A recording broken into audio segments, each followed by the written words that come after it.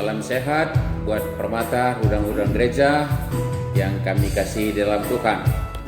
Dan kami ucapkan secara persekutuan kategorial selamat ulang tahun buat anak-anakku Permata.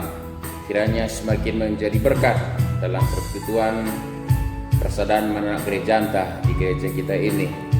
Hari ini kita akan melakukan PA kita lagi. Mari kita persiapkan diri kita, dan secara khusus supaya kita semakin boleh memperlihatkan panggilan kita sebagai anak-anak Tuhan. Apalagi Permata sudah memasuki ulang tahun yang ke-72 secara persekutuan kategorial. Mari terlebih dahulu kita menaikkan pujian kepada Tuhan dengan lagu Telah Kulihat Bukti Kasih-Mu. Telah kulihat bukti kasih-Mu. Nanti kita nyanyikan 2 kali.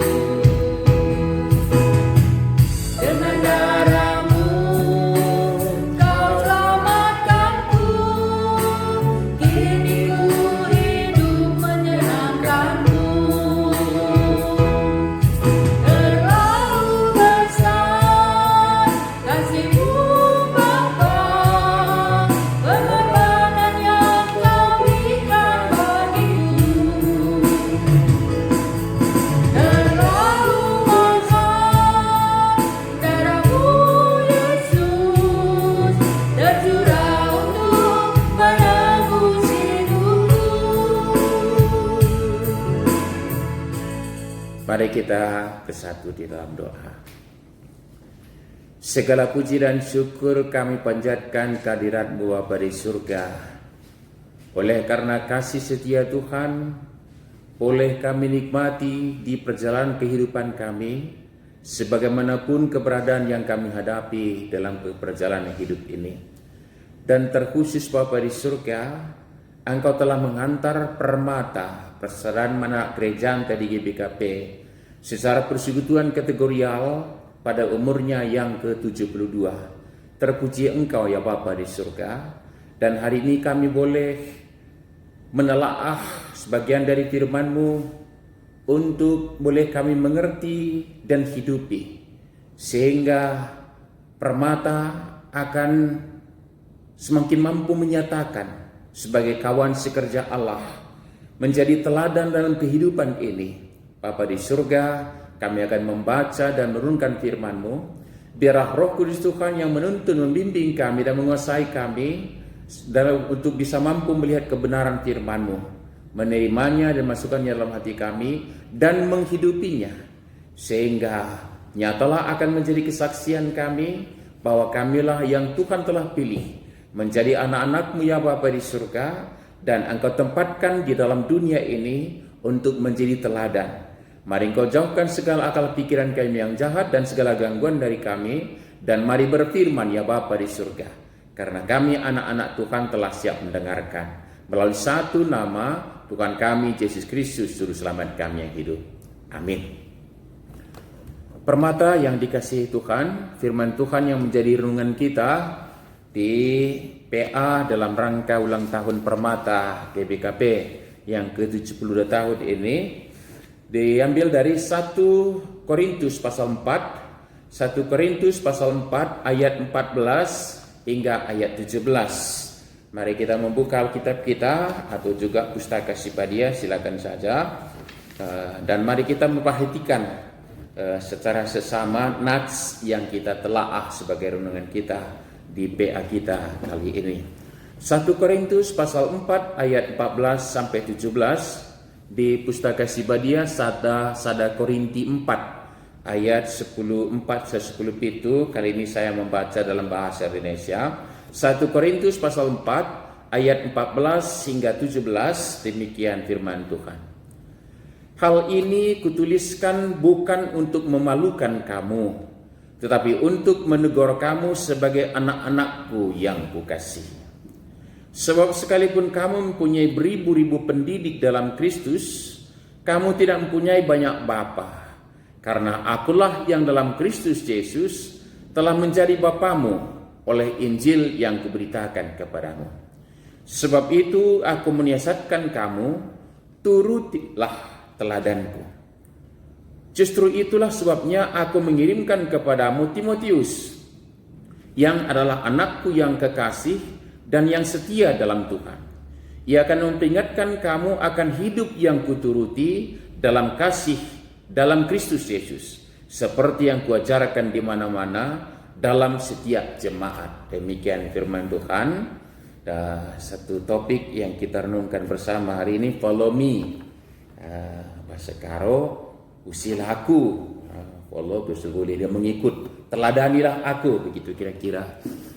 Anakku, sekali lagi salam sehat dan salam ulang tahun Permata. Di ulang tahun yang ke-72 ini, tema kita mengajak kita untuk berani berkata, teladanilah aku, follow me, usilah aku, seperti yang dikatakan di Paulus kepada suratnya, dalam suratnya kepada jemaat Korintus, anak-anakku yang kukasihi. Tetapi mengapa hal ini menjadi penting? Satu hal perlu kita catat bahwa Korintus adalah satu kota metropolitan dalam zamannya, karena dia adalah ibu kota provinsi Akaya, di kota perdagangan dan pelabuhan juga, anakku yang kukasihi. Dan ya, secara ekonomi pendapatan per kapita dibandingkan dengan daerah lain cukup tinggi. Lalu kemajemukan budaya, kemajemukan suku bangsa, kemajemukan berbagai hal, pluralisme yang terjadi di jemaat Korintus, anakku yang kukasihi. Tetapi rupanya tingkat strata pendapatan per kapita yang tinggi, bahkan juga strata pendidikan yang mungkin rata-rata saat itu pada zamannya sudah cukup lumayan sebagai ibu kota provinsi, pasti banyak orang dan banyak orang yang sudah berpendidikan yang mempengaruhi kota itu, penduduk, masyarakat, dan juga mungkin banyak hal ajaran-ajaran mereka terima. Tetapi ternyata bahwa keadaan itu tidak serta-merta menyebabkan orang sekaligus telah mendapat teladan di dalam hidupnya. Ini yang perlu kita garis bawahi ini. Ini yang perlu kita pertegas dalam tugas panggilan kita, anakku Permata. Yaitu bahwa ternyata bahwa kemajuan segala sesuatu tidak menjamin bahwa kebutuhan untuk mendapatkan teladan hidup semakin sudah terpenuhi. Itu yang menjadi renungan kita, yang artinya bahwa marilah kita segala sesuatu dalam kehidupan kita ini, modernisasi dan bagaimana kemajuan teknologi dan mungkin juga pendapatan per kapita secara ekonomi dengan makin baik, kehidupan secara sosial politik makin mantap juga. Tapi pasti harus juga memicu kita, memotivasi kita untuk boleh tampil lagi sebagai teladan dalam hidup. Mengapa demikian? Jemaat Korintus Bahkan yang menjadi orang Kristen itu pasti kita ingat bahwa yang teringat dari jemaat Korintus adalah justru perpecahannya. Perpecahannya yang menyatakan aku di pihak Apolos, Paulus, Kefas, Petrus bahkan menunjukkan kami dari pihak Kristus. Demikian. Yang artinya di jemaat itu ada perpecahan. Ada apa ini gitu kira-kira. Lalu sekali lagi Korintus, maaf kalau saya pakai sedikit bahasa pasaran, adalah kalau hari ini kita sebut itu adalah kota yang identik dengan kegiatan tidak bermoral yang kita pahami hari ini. Mungkin tidak terlalu tepat, tapi untuk mengerti saya pakai kata ini adalah kota maksiat. Karena Korintus sudah identik dengan melakukan perbuatan yang tak bermoral itu, dalam arti melakukan pelacuran sehebat-hebatnya. Itulah orang yang menyebut mengkorintuskan diri adalah melakukan pelacuran sehebat-hebatnya. Itulah sudah diidentikan dengan nama kota Korintus, anakku permata. Nah, dalam hal inilah maka Paulus dalam tugas dan tanggung jawabnya untuk membangun, menumbuh, kembangkan terus iman, percaya dan pengharapan jemaat Korintus yang sedemikian rupa, menempatkan dirinya sebagai teladan. Ini sepertinya terlalu maju atau terlalu sok kalau bahasa permata ini ya. Terlalu gimana ini Paulus ini yang berani berkata bahwa teladanilah aku, bahasa Karo, usilah aku. Ini kan cukup luar biasa, apa sombongnya atau apa ini? Anak yang kukasihi dalam nama Tuhan Yesus. Bukan. Jemaat Korintus yang memang baru mengenal Injil dari pemberitaan yang disampaikan hamba Tuhan kepadanya, Paulus, dan percaya kepada Kristus, tetapi belum mengenal sepenuhnya Kristus itu. Karena kalau kita melihat lagi bagaimana surat Paulus kepada Efesus menyatakan bahwa rupanya tingkat kedewasaan iman seseorang itu adalah sejajar dengan tingkat pengenalannya kepada Yesus yang dia imani sebagai Tuhan dan Juru Selamatnya itu. Artinya bahwa semakin sempurna pengenalan kita akan Kristus Juru Selamat kita, maka semakin dewasalah iman percaya kita. Sementara orang-orang Korintus, terkhusus jemaat Kristen juga, baru menerima berita Injil itu dari pemberitaan yang disampaikan oleh Rasul Paulus dan mungkin hamba-hamba Tuhan lainnya juga, tapi dialah yang paling menonjol. Dan dalam kurun waktu yang relatif singkat, anakku yang kukasih. Dan mereka mendengarnya dalam bentuk pengajaran verbal yang disampaikan oleh Paulus. Tetapi puji Tuhan, sekalipun disampaikan dengan verbal itu, Paulus mampu menyatakan hidupnya itu justru sebagai teladan, sebagai orang yang sudah percaya akan Kristus, sebagai orang yang diselamatkan, sebagai orang yang sudah mengikut Kristus. Makanya dia pakai kata-kata ini, teladanilah aku. Teladanilah aku. Dalam hal apa ini? Pasti dalam hal mengikut Yesus. Pasti dalam iman percayanya kepada Yesus. Bagaimanakah Paulus? Kalau kita cari sebentar latar belakang Paulus, bukankah dahulunya dia seorang Saulus. Ketika Saulus dia memang tekun dengan hukum Taurat, kitab suci Yahudi hari itu, anakku yang kukasihi. Itulah yang tekunnya secara luar biasa Paulus. Tetapi hidup keberagaman yang dilakukan Saulus saat itu adalah terakhir kita boleh melihat apa yang menjadi motivasinya dan apa yang menjadi prinsipnya dalam menghidupi Taurat itu. Salah satu alat uji yang boleh kita pakai adalah ketika dia mengambil surat kepada imam besar untuk mendapat izin mengejar dan menganiaya orang yang percaya kepada Kristus. Artinya bahwa agamanya itu yang hari itu dia anut, dia percaya, dia hidupi adalah dalam kekhawatiran akan menciutnya golongannya oleh karena berkembangnya orang-orang Kristen, sehingga dia mau mengejar dan menganiaya dan untuk menghambat pertambahan orang-orang yang mengikut Kristus. Bukankah itu Paulus, sebelum Paulus dia menjadi Saulus, anakku yang kukasihi? Tetapi dalam perjalanan ke Damaskus, dia ditangkap oleh Tuhan dan berubah menjadi Paulus dan berberita Injil. Lalu apa yang terjadi? Secara totalitas hidupnya, eksistensinya berubah. Berubah arah hidupnya, berubah arah pandangannya, berubah yang menjadi apa yang menjadi katakanlah sumber kehidupannya, paradigmanya juga berubah. Dengan statement-statement yang Paulus katakan bahwa apa yang dahulu aku pikir adalah keuntungan, rupanya kerugian. Apa yang kupikir dulu sesuatu yang berharga, ternyata sampah. Jikalah dibandingkan dengan Kristus, Juru Selamatku, itu kesaksiannya. Yang artinya berubah paradigmanya. Dan jikalau dulu masih Saulus, dia justru khawatir dalam ketakutan, golongannya menciut sehingga menganiaya. Tapi sesudah menjadi Paulus, justru ia punya keberanian secara luar biasa, lalu mengabarkan Injil.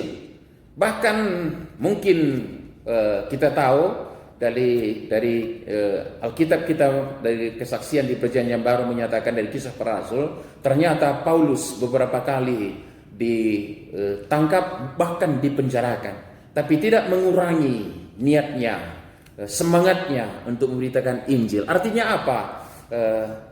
Anakku yang kukasih, dia sudah mendapat suatu perubahan hidup secara luar biasa. Dari Saulus menjadi Paulus itu secara nama saja itu, tapi yang lebih tepat dia pakai istilah dari hidup yang lama dan hidup yang baru. Itu Paulus katakan hidup menurut tunduk kepada hukum Taurat, dan hari ini hanya aku menjadi orang bebas, tapi sebagai orang bebas aku tunduk kepada kehendak Allah, dan dialah menjadi rajaku. Begitu kira kesaksian Paulus, anakku yang kukasihi dalam nama Tuhan Yesus. Maka ketika diberitakan berita Injil di Korintus juga, dia menempatkan dirinya bukan sebagai hanya pemberita, tapi melakukan kehidupan sebagai anak Tuhan di tengah-tengah kehidupan Korintus, mengasihi mereka. Bahkan saat ini dia berani berkata bahwa engkau punya banyak guru, tetapi akulah Bapa. Mengapa ini? Karena memang pemberita Injil kepada jemaat Korintus yang menyebabkan bertumbuhnya di sana orang percaya, gereja, adalah Paulus. Ya, mereka bisa menerima ajaran-ajaran, mereka bisa mendapat guru yang banyak, tetapi sebagai Bapa yang mengasihi, akulah terhadapmu. Maka hari ini di nats kita tadi nyatakan bahwa bagaimana Paulus menyatakan, ya turutilah aku. Hal ini kutuliskan bukan untuk memalukan kamu. Dia tidak mempermalukan jemaat, karena ya, wajar juga sebenarnya orang Korintus ini dalam kesaksian hidupnya yang masih jauh dari apa yang menjadi kehendak Tuhan ini. Dalam kritik bisa saja dikritik sehingga mereka mendapat malu. Tapi Paulus tidak punya motivasi itu. Maka dia berkata bahwa hal ini kutuliskan bukan untuk memalukan kamu, tetapi untuk menegur kamu sebagai anak-anakku yang kukasihi. Sebagai anak-anakku, yang artinya bahwa dia mampu menempatkan diri sebagai bapa kepada mereka. Dan itu diucapkan. Sebab sekalipun kamu mempunyai beribu-ribu pendidik dalam Kristus, kamu tidak mempunyai banyak bapa, karena akulah yang dalam Kristus Yesus telah menjadi bapamu oleh Injil yang kuberitakan kepadamu. Lalu bagi sada statement yang luar biasa dari Paulus. Aku bapandu, Aku Bapamu, sebab aku memberitakan berita sebenarnya. Akulah Bapamu di dalam Kristus, karena akulah memberitakan Injil keselamatan itu. Dan dia berkata, inilah yang menjadi tema kita di ayat 16. So itu aku menasihatkan kamu, turutilah teladanku. Turutilah teladanku. Dan dia tidak berkata hanya sebagai ajaran. Ini beda. Tadi kan di atas sekalipun engkau mempunyai beribu-ribu pendidik dalam Kristus, kamu tidak punya banyak bapa. Maka hari ini turutilah teladanku. Dia tidak berkata turutilah ajaranku. Bukan. Tapi dia turutilah teladanku. Usihilah aku. Follow me. Dalam tema baik kita, anakku yang kukasihi. Mengapa ini? Karena justru dia hidupnya itu menjadi alat peraga. Bukan hanya alat peraga, memang dia begitu hidupinya. Di tengah-tengah jemaat Korintus, bagaimana dia mengasihi. Menampilkan kehidupan yang berbeda. Sekalipun seperti yang tadi diungkapkan bahwa melakukan perbuatan-perbuatan seturut dengan selera duniawi di Korintus bukan sesuatu hal yang dianggap sangat tabu, yang dianggap menjadi celah, noda. Seperti yang saya ungkapkan tadi depan, anakku yang kukasih, bahwa di kota Korintus bahkan melakukan pelacuran itu bukan sesuatu yang dianggap sesuatu hal yang malu. Malah boleh dikatakan karena begitu sudah trennya di sana, sehingga justru yang tidak melakukan baru kalau bahasa Karaunya dikuraki. Kalau yang melakukan dianggap biasa. Tetapi di kota yang sedemikian bobrok moralnya itu, Paulus demi menyatakan kasihnya kepada orang-orang Kristen, dari pemberitaan Injil yang dia sampaikan itu tampil sebagai bapa yang memberikan teladan, dimulai dari hati yang penuh kasih dan kesaksian hidup. Kalau hari ini kalau kita melakukan suatu perbuatan yang tercela, mungkin bukan hanya dari Alkitab firman Tuhan yang mendakwa kita, bukan hanya mungkin orang tua kita menegur kita, tapi sekitar juga akan menegur kita juga. Bahkan boleh jadi mengucilkan kita kalau di tengah-tengah masyarakat kita ketahuan melakukan perbuatan yang jauh dari moral yang baik. Katakanlah kegiatan maksiat tadi. Kalau hari ini sekalipun mungkin sudah lumrah juga dilakukan, tapi kalau seseorang diketahui melakukan itu pasti dicela, dicemooh, bahkan dikucilkan. Di Korintus tidak.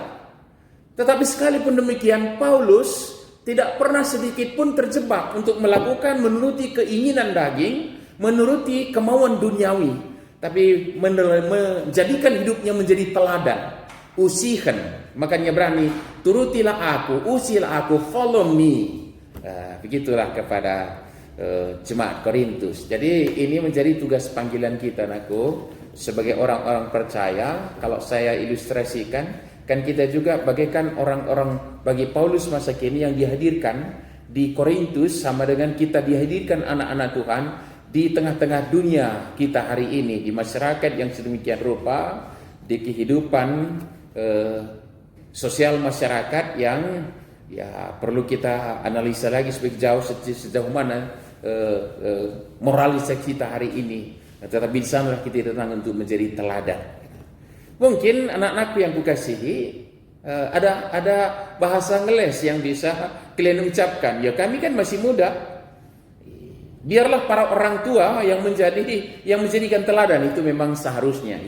Memang seharusnya, tapi tidak menutup kemungkinan, dan bukan hanya tidak menutup kemungkinan, inilah menjadi kerinduan Tuhan supaya permata juga tampil menjadi teladan di kehidupan hari ini, kini dan di sini, di tengah-tengah, sekalipun tidak sama dengan Korintus, sedikit mirip-mirip kehidupan kita yang kadang-kadang sudah semakin jauh juga jadi kehidupan moralitas yang baik, anakku yang kukasih di dalam Tuhan.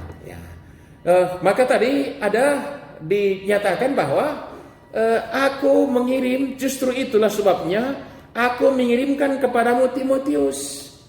Siapa Timotius ini? Adalah seorang anggota permata yang masih sangat muda sekali, tapi sudah dipersiapkan oleh bapa rohaninya, bapa imannya itu Paulus, menjadi seorang muda yang bisa menjadi teladan. Maka sekali lagi kita harus ubah pemahaman kita, jikalau menjadi teladan itu hanya boleh dilakukan orang tua kita, ayah ibu, atau orang-orang yang senioran dari kita, bahasa kita anakku yang kukasih. Bukan. Tapi sebagai orang muda juga alangkah indahnya tampil menjadi teladan di dalam kehidupan ini. Timotius dikirim, justru itulah sebabnya aku mengirimkan kepadamu Timotius, yang adalah anakku yang kukasihi dan yang setia dalam Tuhan. Ia akan memperingatkan kamu akan hidup yang kuturuti dalam Kristus Yesus, seperti yang kuajarkan di mana-mana dalam setiap jemaat. Perhatikan pekerjaan Timotius yang dikirim ini.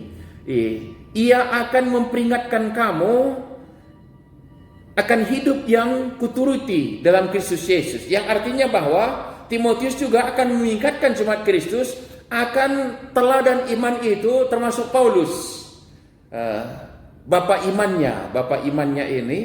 Dia akan menunjuk dan dia juga akan menegur. Yang artinya apa? Yang artinya bahwa Timotius juga punya pemahaman akan kebenaran firman Tuhan dan menghidupinya. Bagaimana dia menghidupinya? Termasuk juga meneladani Paulus, bapa rohaninya. Ya, dengan ini kita harus keluar dari penjara pemahaman yang mengatakan bahwa yang menjadi teladan hidup itu harusnya adalah orang tua, orang yang senioran. Ya, itu adalah tanggung jawab orang tua kita juga. Memang harusnya juga mereka memberikan teladan. Mereka harus juga berani berkata, "Usihlah aku, follow me," harusnya demikian. Tapi justru firman Tuhan juga mengingatkan bahwa kaum muda betapa luar biasa bisa menjadi teladan. Bagaimana itu? Yaitu seperti Timotius yang diajar oleh Paulus ini, memahami pengajaran itu dengan benar dan melihat realita kehidupan Paulus sebagai saksi apa yang diajarkannya di semua tempat. Kemanapun Paulus mengajarkannya, itu yang diajarkannya, dan dia menjadikan dirinya menjadi teladan dalam pengajaran itu. Dia menjadi alat peraga secara langsung, bukan hanya alat peraga, memang demikian, tapi itulah mungkin bahasa yang boleh bisa kita mengerti. Anak-anakku yang kukasih dalam Yesus, maka di umur permata yang ke-72 ini, maka permata harus merenungkan diri baik secara persekutuan kategorial. Apakah persekutuan kategorial permata kita ini sudah menjadi tempat pembinaan, pelayanan, tempat bertumbuhnya anak-anak muda gereja dalam iman percaya, dalam pemahaman yang benar akan kebenaran firman Tuhan, dan tekun menghidupinya, sehingga orang-orang yang menjadi anggota permata itu di kehidupan sehari-harinya bisa menjadi teladan dan berani berkata, "Follow me." Dan ini suatu keharusan anakku yang kukasih. Bukankah kita ini anak-anak terang? Jikalau bukan anak-anak terang itu menjadi terang dan garam, siapakah yang menjadi teladan hidup? Ini menjadi perenungan kita, bukan untuk mengklasifikasi kehidupan manusia, tapi itu mengingatkan tugas panggilan kita. Saya tidak mengatakan bahwa semua dunia ini menjadi orang yang tidak baik, bukan itu yang kita ungkapkan. Tetapi dalam kemudahan kita, jikalau kita mengenal kebenaran firman Tuhan dan menghidupinya, barulah tugas panggilan itu kita boleh menyatakan kita menjadi terang dalam kehidupan kita ini, sehingga berani juga berkati, "Follow me." Coba renungkan anakku, sudahkah permata ini untuk permata berani di dalam pergaulannya, "Follow me." Turutilah aku seperti aku telah menghidupi kebenaran firman Tuhan yang aku imani. Beranikah berkata demikian anakku yang kukasihi? Ini menjadi perenungan supaya umur bertambah terus. Secara persekutuan kategorial kita rindu supaya persekutuan kategori permata ini menjadi wadah tempat pembinaan, pelayanan bagi orang-orang muda gereja supaya bisa menjadi teladan hidup juga. Dan program-program pelayanannya juga kita rindukan supaya inilah yang menjadi goalnya, yaitu menciptakan orang-orang muda yang berani berkata, "Follow me," sehingga tugas panggilan kita di dunia ini, bukankah itu kehendak Tuhan dalam kehidupan kita saat ini kita masih ada dalam perjalanan musafir kita di dunia yang fana ini, Di sanalah kita ditempatkan untuk memberikan teladan. Di tengah-tengah mungkin ada lingkungan yang tidak berkenan. Untuk Permata, kita tidak pernah boleh menyalahkan lingkungan. Karena semakin bobrok lingkungan, semakin besarlah tantangan kita untuk menyatakan diri tampil untuk menjadi teladan. Semakin bobrok moralitas kehidupan, semakin besarlah tantangan kita untuk tampil menjadi teladan hidup sesuai dengan kehendak Tuhan. Jadi kita tidak pernah boleh menyalahkan lingkungan dan apalagi mengikut lingkungan, bukan. Tapi kita justru mewarnai lingkungan dengan kebenaran firman Tuhan yang kita hidupi. Dan tidak cukup dengan hanya berdebat tentang ajaran itu, tapi hidup kita ini menjadi teladan. Demikiannya maka ternyatalah bahwa Permata yang di umurnya ke-70 tahun ini sudah ada dalam berkat Tuhan dan menghantar anak-anak muda gereja untuk menjadi teladan hidup. Tuhan berkati kita semua. Amin. Kita berdoa. Terima kasih Bapa di surga atas firman-Mu yang mengingatkan kami bahwa sebagaimanapun keberadaan di sekitar kami, lingkungan kami, seperti kota Korintus pada zamannya, kami hadir bagaikan Paulus dan Timotius untuk menjadi teladan hidup. Karena kamilah Engkau telah pilih menjadi anak-anak-Mu, dan pengajaran kebenaran firman-Mu sudah kami hidupi. Bapa di surga, biar Roh-Mu yang kudus mampukan kami untuk menghidupi firman-Mu yang kami percaya itu, dan untuk menyatakan diri sebagai anak-anak Tuhan, sehingga kami boleh berkata, teladanilah kami, polomi usihlah aku, kesandu si badia, si nampati kami. Terpuji Engkau Bapa surga dalam Kristus, Tuhan dan Juru Selamat kami hidup. Amin. Anakku Permata, seperti biasanya kita untuk melakukan PA kita akan berikan persembahan kita. Seraya melakukan naikan pujian kita, bukan sembarangan pekerja. Lagu ini juga mengingatkan kita bagaimana kita dipanggil untuk bekerja melayani Tuhan, untuk menampilkan diri menjadi teladan dalam kehidupan ini. Lagu bukan sembarang pekerja, seraya kita menggulpan persembahan kita.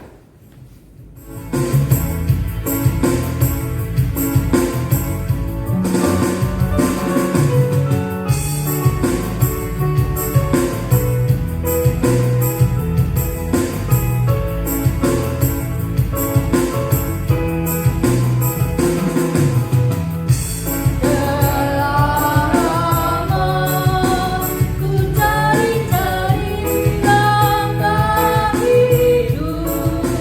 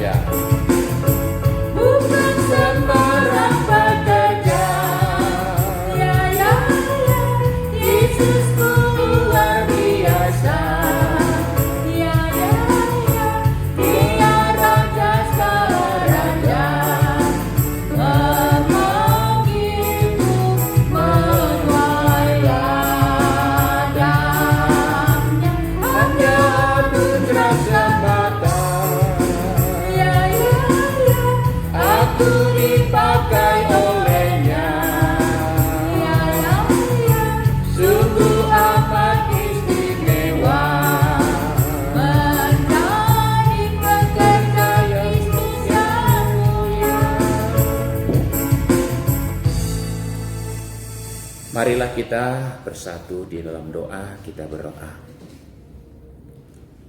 Bapa di surga, kami sungguh berterima kasih Tuhan, karena kasih setia Bapa di surga, kami boleh nikmati di seluruh perjalanan kehidupan kami, bahkan semua aktivitas yang kami kerjakan. Dan secara khusus Tuhan telah berkati, tuntun bimbing persekutuan kategori Permata sehingga ke ulang tahunnya yang ke-12. Kami bersama-sama menikmati kasih-Mu yang besar ya Bapa di surga, dan oleh sebab itu hati kami senantiasa rindu mengucap terima kasih, bahkan juga dengan persembahan kami hanya untuk kemuliaan Bapa di surga dan untuk memenuhi panggilan Tuhan akan gereja Tuhan untuk bersekutu, bersaksi dan melayani. Dan saat ini Bapa di surga, secara khusus dalam ulang tahun Permata yang ke-70 kami berdoa supaya persekutuan kategorial Permata, persaudaraan anak-anak gereja Anta ini akan menjadi tempat pembinaan anak-anak Tuhan untuk tampil menjadi teladan hidup di tengah-tengah dunia semakin membutuhkan yang berani berkata, ikutlah kami dalam meneladani Kristus. Berkati semua program-program dan kegiatan pelayanan yang dilakukan di Permata di semua wilayah, sinode, klasis, majelis, sampai di sektor-sektor di PJJ kami ya Bapa di surga. Berkati juga pengurusnya dari tingkat sinode, klasis, majelis runggun, dan juga di sektor-sektor ya Bapa di surga.